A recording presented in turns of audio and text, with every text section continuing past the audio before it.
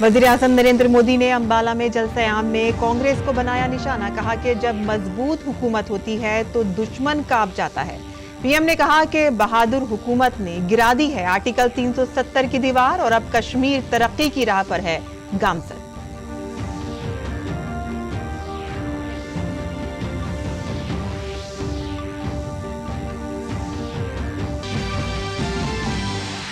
वज़ीर-ए-आज़म नरेंद्र मोदी आज हरियाणा और दिल्ली में 24 के चैलेंज के तहत कर रहे हैं रैलियां। जेपी नड्डा हिमाचल में और अमित शाह यूपी के झांसी, बांदा और अमेठी में संभाल रहे हैं मोर्चा।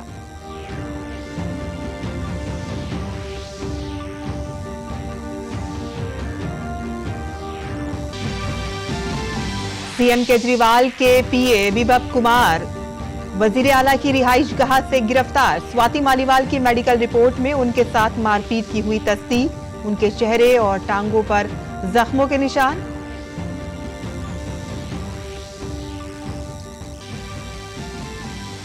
स्वाति मालीवाल पर हमले के मामले में बीजेपी आम आदमी पार्टी पर हमलावर। कहा कि पहले बदउनवानी, फिर बदइंतजामी, फिर तशहीर, ये है आम आदमी पार्टी का मयारी ऑपरेटिंग तरीक़ाकार। उन्होंने कहा कि आम आदमी पार्टी में दुशासन भी है और धृत राष्ट्र भी।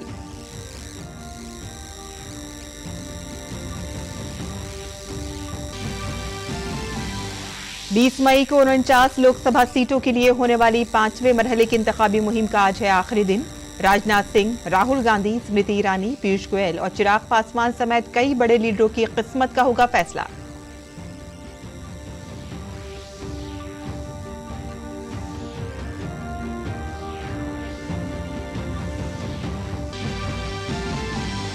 कहीं लू तो कहीं बारिश, मौसम ने मचाई तबाही। शदीद गर्म लहर ने दारुल हुकूमत दिल्ली समेत पूरे शुमाली हिंदुस्तान में आवाम की हालत की खराब, जबकि केरल और तमिलनाडु में शदीद बारिश का इंतबाह। और आईपीएल में प्लेऑफ स्पॉट के लिए जंग। रॉयल चैलेंजर्स बेंगलुरु का मुकाबला चेन्नई सुपर किंग्स से। चेन्नई के प्लेऑफ में जगह बनाने के लिए टाई या करीबी शिकस्त काफी, जबकि बेंगलुरु को बड़े मार्जिन से जीत की जरूरत।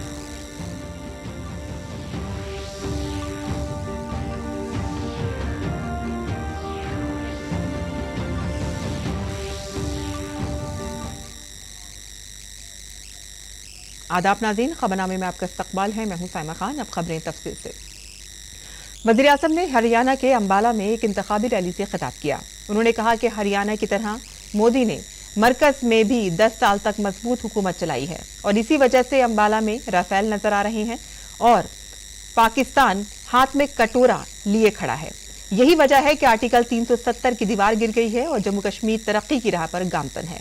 उन्होंने कहा कि मोदी का हदफ तरक्की याफ्ता भारत है, लेकिन कांग्रेस वालों के लिए वोट बैंक ही सब कुछ है।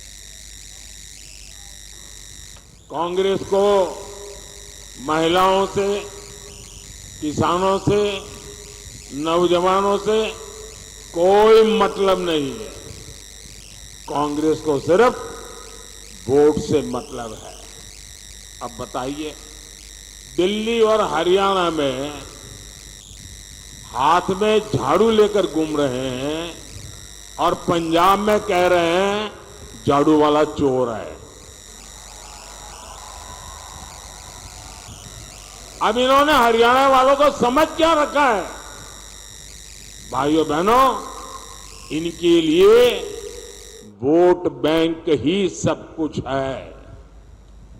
अब कांग्रेस के लोग कहते हैं कि एससी, एसटी, ओबीसी का आरक्षण धर्म के आधार पर बांट देंगे।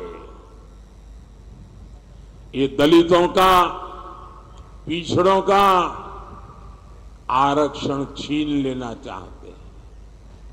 ये लोग अपने वोट बैंक को खुश करने के लिए सिखों और दलितों को नागरिकता देने का भी विरोध कर रहे हैं। कांग्रेस कह रही है कि सत्ता में आए तो सीए कानून को रद्द कर देंगे। और दिल्ली की सियासी गर्मी के दरमियान भी आज एक मेगा शो होगा। वज़ीर-ए-आज़म नरेंद्र मोदी खुद आज शुमाली मशरक़ी दिल्ली में एक रैली करने वाले हैं।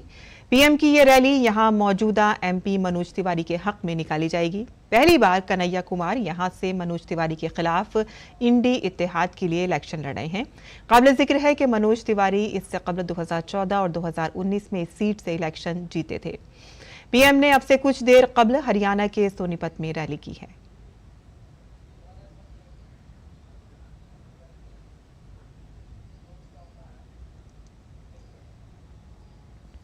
और इंतखाबात के आइंदा मरहले के लिए मरकजी वज़ीर दाखिला अमित शाह ने उत्तर प्रदेश के ललितपुर में जलसे आम से खिताब करते हुए कहा कि आज यूपी में गाड़ियां बन रही हैं, मेडिकल डिवाइस पार्क बन रहे हैं और पहले 24 घंटे बिजली सिर्फ ईद और रमजान में मिलती थी और अब बीजेपी हुकूमत पूरी रियासत में 20 से 24 घंटे बिजली फराहम करती है।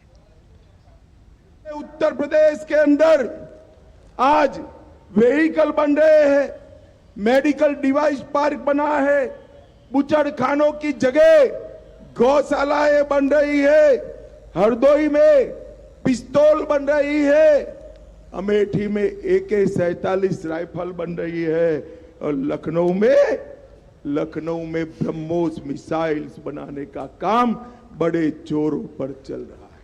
पूरे उत्तर प्रदेश में पहले सिर्फ रमजान और ईद में ही 24 घंटा बिजली आती थी। भारतीय जनता पार्टी की सरकार ने पूरे उत्तर प्रदेश में 20 घंटा 24 घंटा बिजली देने की शुरुआत ये भारतीय जनता पार्टी की।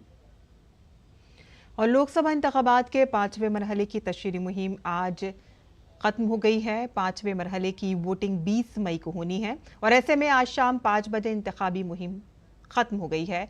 5वें मरहले में 8 रियासतों और मरकज के ज़ेर इंतजाम इलाकों की कुल 49 सीटों पर वोटिंग होनी है। अगर हम 5वें मरहले की में शामिल हाई प्रोफाइल सीटों की बात करें तो इसमें उत्तर प्रदेश की रायबरेली और अमेठी, महाराष्ट्र में मुंबई की तमाम 6 लोकसभा सीटें, बिहार की सीतामढ़ी, मधुबनी और हाजीपुर, उड़ीसा की बुलांगीर और कंधमाल, झारखंड की चित्रा, कोडरमा और हजारीबाग, मगरबी बंगाल की बंगाओं, बैरकपुर और हावड़ा और आरामबाग, जम्मू कश्मीर की बारामूला और लद्दाख लोकसभा सीटें शामिल हैं। इस मरहले में राहुल गांधी, स्मृति ईरानी, राजनाथ सिंह, पीयूष गोयल, रोहिणी आचार्य और चिराग पासवान जैसे कई तजुर्बेकार लीडरों की किस्मत दांव पर है।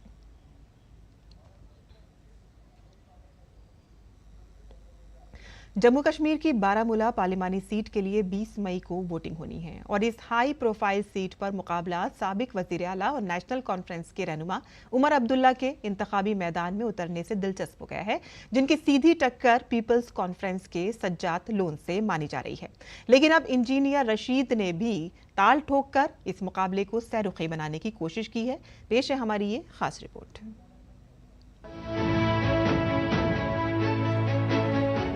बारामूला जम्मू और कश्मीर के 6 लोकसभा हलकों में से एक है। गुलमर्ग का मशहूर सियाहती मुकाम भी इस जिले में वाक़ है। शुमाली कश्मीर की बारामूला सीट के लिए 23 उम्मीदवार मैदान में हैं, जिन पर 20 मई को इंतखाबात होंगे। ताहम ख्याल किया जाता है कि असल मुकाबला नेशनल कॉन्फ्रेंस के नायब सदर और जम्मू कश्मीर के साबिक वजीर आला उमर अब्दुल्ला और पीपल्स कॉन्फ्रेंस के सज्जाद लोन के दरमियान है। अगरचे दोनों उम्मीदवार अपनी जीत का दावा करते नजर आ रहे हैं, लेकिन अब जेल में बंद इंजीनियर ने भी इंतखाबी बोली लगा दी है। शेख अब्दुल रशीद उर्फ इंजीनियर रशीद ने बारामूला पर इंतखाबी मौके को मजीद दिलचस्प बना दिया है। इस बार मुझे लगता है कि पलहालन के लोग जो हैं वो बाहर निकल के वोट डालेंगे, क्योंकि वो चाहते हैं कि इनको सही मायने में नुमाइंदगी मिले। अभी तक इनको बहुत सालों से जो है नजरअंदाज किया गया है। इंशाल्लाह जब इनके वोटों से मैं कामयाब हूंगा तो इनको जो सही नुमाइंदगी मिलनी चाहिए वो मैं इनको दे दूंगा। मैं आपको बात बताऊं, ऐसा इल्जाम तराशी से कुछ नहीं होगा। जो लोग 40 साल हुकूमत कर रहे थे, जिनके 9 पार्लियामेंट मेंबर गए थे, कश्मीरियों का हक बनता है कि वो इस बुनियाद पर वोट मांगे कि उनके 9 पार्लियामेंट मेंबर्स ने क्या किया। वो इस बुनियाद पर वोट मांगे कि उन्हें 32 साल या 40 साल हुकूमत में क्या किया। सजाद लोन को गाली देने से वोट कैसे मांगोगे? बारामूला रियासत का 5वां सबसे ज्यादा आबादी वाला शहर है। इस हलके की मईशत का दारोमदार मजबूत ज़रई पैदावार पर है, क्योंकि ये खित्ता आला मेयार की बागबानी, मसनूआत जैसे सेब के सबसे ज्यादा पैदावार की वजह से मशहूर है, जो दुनिया के तमाम हिस्सों को बरामद की जाती है। साथ ही अवाम भी अपने अपने मसाइल पर वोट देने का फैसला कर रहे हैं। बेरोजगारी सबसे ज्यादा है, पढ़ा लिखा यूथ बिल्कुल बेकार पड़ा है, महंगाई इतनी ज्यादा है कि आम जो इंसान है वो एफर्ट नहीं कर पा रहा है। तो इस बात चाहते हैं कि चेंज हो जाए। हमारा मुस्तकबिल सही होना चाहिए, बच्चों का होना चाहिए, क्योंकि गवर्नमेंट ऐसी आनी चाहिए जो हमारा मुस्तकबिल संभाल सके।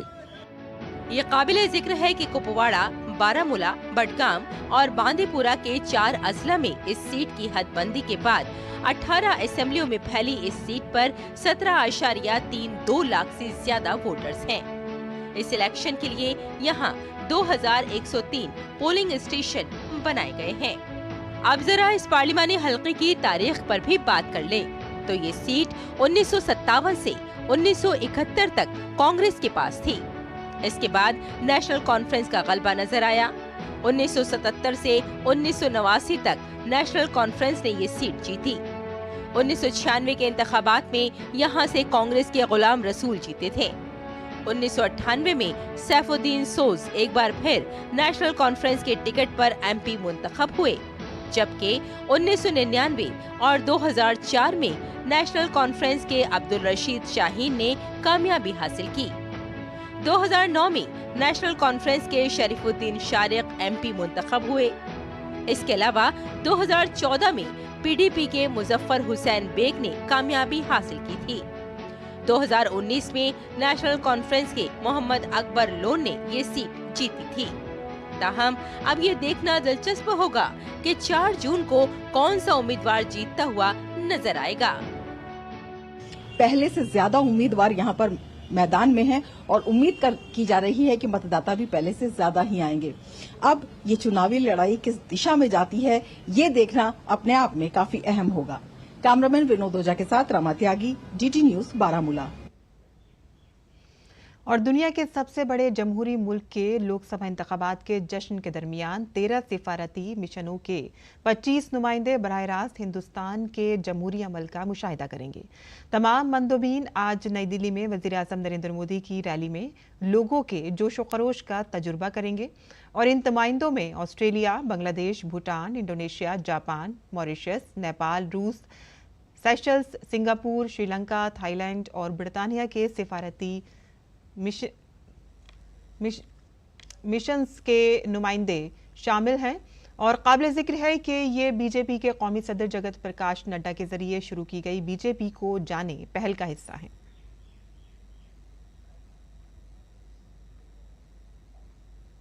और दिल्ली पुलिस ने आम आदमी पार्टी की राज्यसभा रुकन पार्लियामेंट स्वाति मालीवाल पर मुबैना हमले के मामले में अपना शिकंजा सख्त कर दिया है। बड़ी कार्रवाई करते हुए दिल्ली पुलिस ने वजीर आला केजरीवाल के साबिक पीएस बिप्लब कुमार को गिरफ्तार कर लिया है। तिब्बी मुआयने करवाने के बाद दिल्ली पुलिस ने बिप्लब को 30 हजारी कोर्ट में पेश किया, जहां उनकी जमानत की दरख्वास्त खारिज कर दी गई है।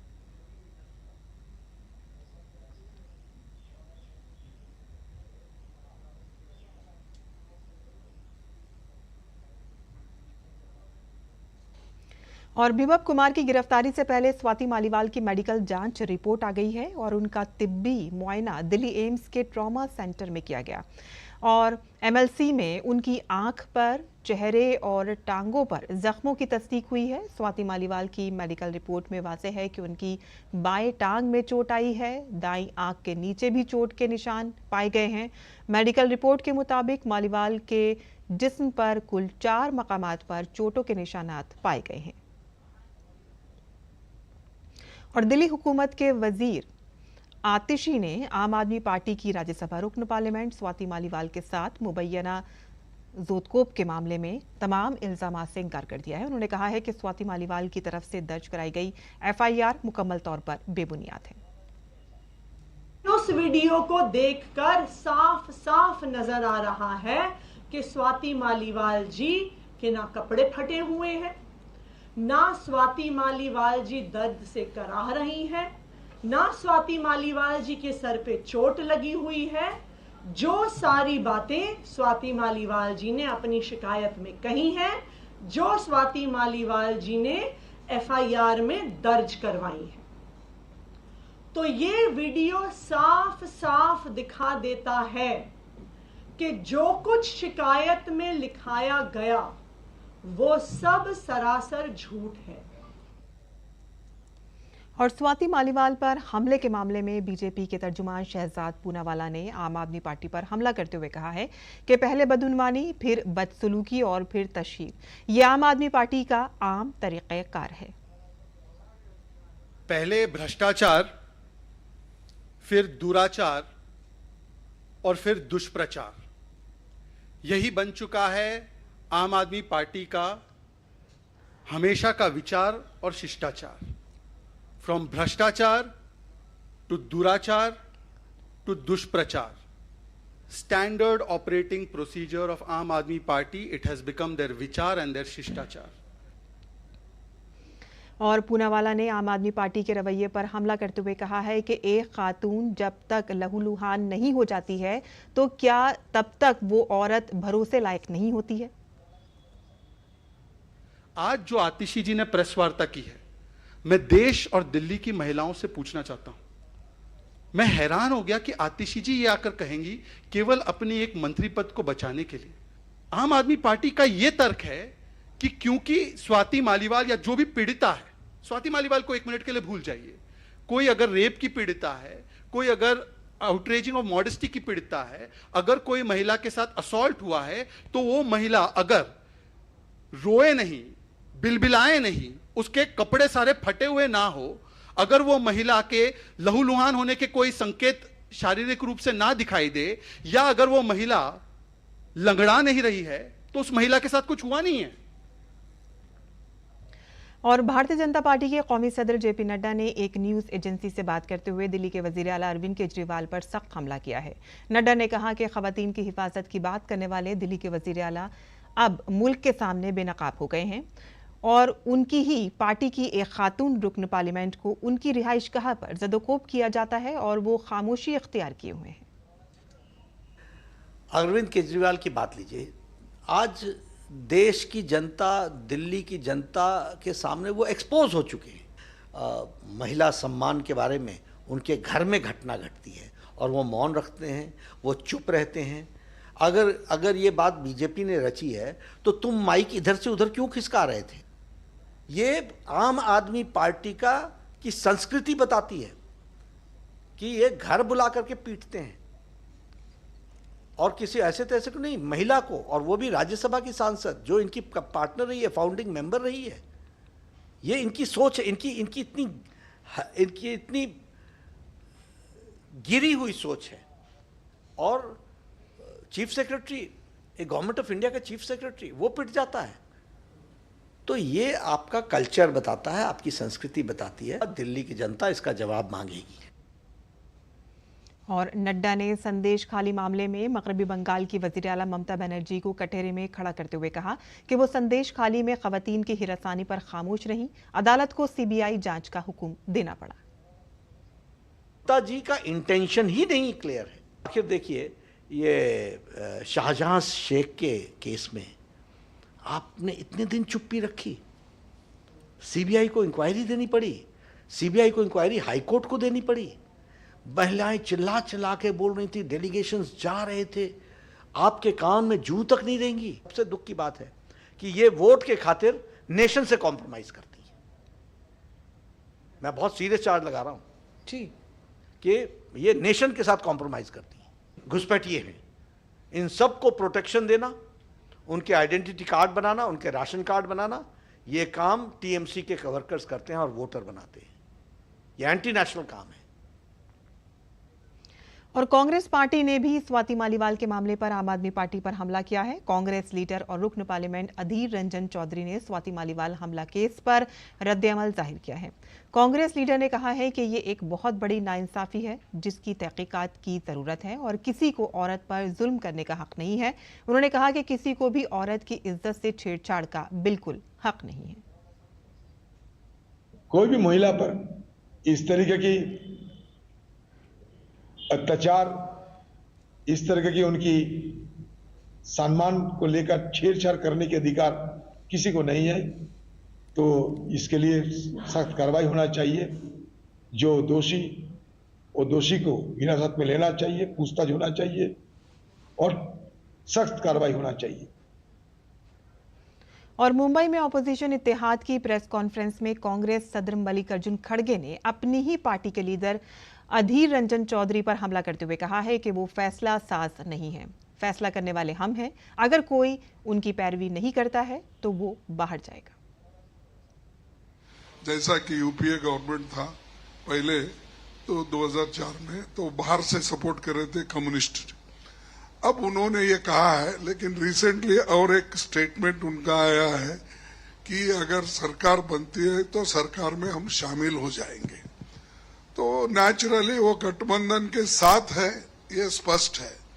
अब रही बात अधीर रंजन चौधरी की, अधीर रंजन चौधरी निर्णय लेने वाले नहीं, निर्णय लेने वाले हम हैं, कांग्रेस पार्टी है, हाईकमांड है, इसीलिए वो हम जो निर्णय लेंगे वही सही होगा।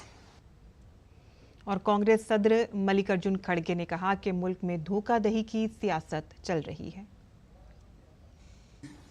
ये जो विश्वासघात की पॉलिटिक्स चल रही है और मोदी सरकार ने संविधान संस्थाओं का दुरुपयोग कर रही है, धमकी, ब्लैकमेल और लालच से विपक्ष दलों में फूट डालकर उन्हें तोड़फोड़ किया जा रहा है। ऊपर से अन्याय ये हुआ है कि जो असली दल है उनसे उनका पार्टी सिंबल छीनकर भाजपा को समर्थन करने वाले दलों को दिया गया।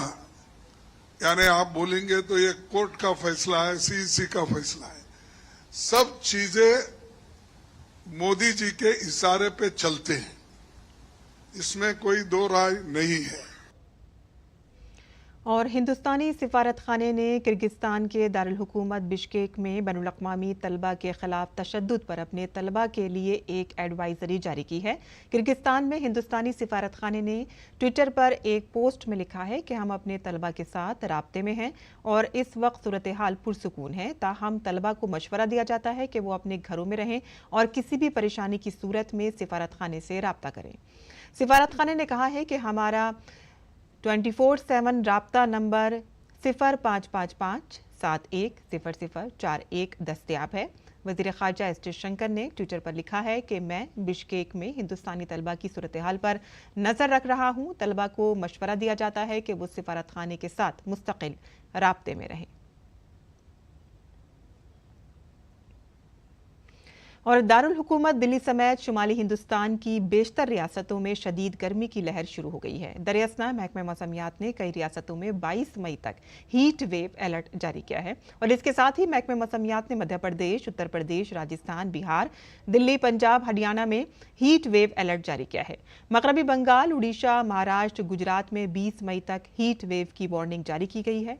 महकमे मौसमियात ने इन रियासतों में दर्जे हरारत 45 डिग्री सेल्सियस से तजावुज करने की पेशगोई की है और इसके साथ ही जुमा को आगरा में मुल्क में सबसे ज्यादा दर्जे हरारत रिकॉर्ड किया गया। यहाँ ज्यादा से ज्यादा दर्जे हरारत 40.9 डिग्री सेल्सियस रिकॉर्ड किया गया और इसके साथ ही दिल्ली का ज्यादा से ज्यादा दर्जे हरारत मामूल से 3 डिग्री ज्यादा था।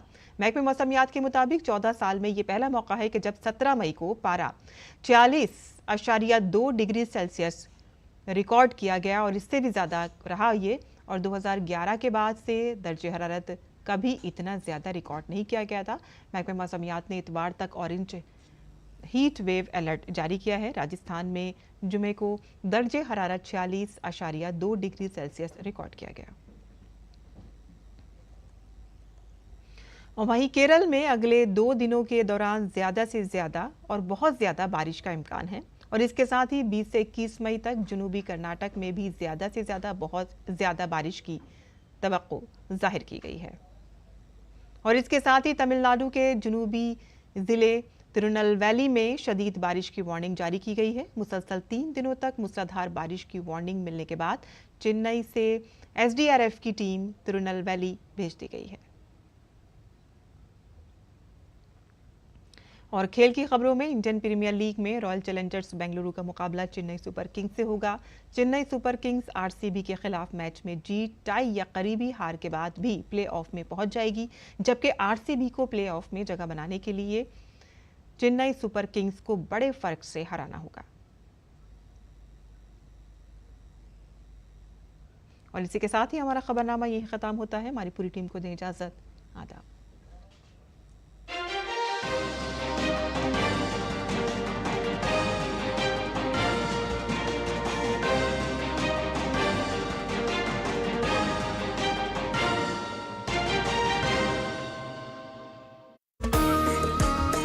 एक बच्ची